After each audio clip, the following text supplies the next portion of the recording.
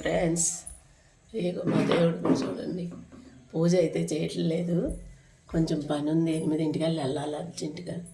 పూజ అయితే సాయంత్రం చేస్తా. ఇప్పుడైతే పూలు ఫ్రెష్గా ఉన్నాయని వేసాను. చూడండి,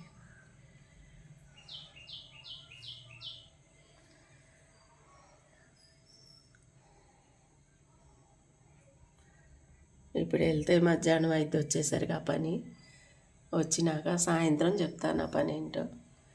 ఇప్పుడైతే 8 వెళ్ళిపోవాలి అర్జెంటుగా. ముందైతే పూలు వేసాను, వాడిపోతాయి అని సాయంత్రానికి. ఈరోజు అందులో శుక్రవారం కదా.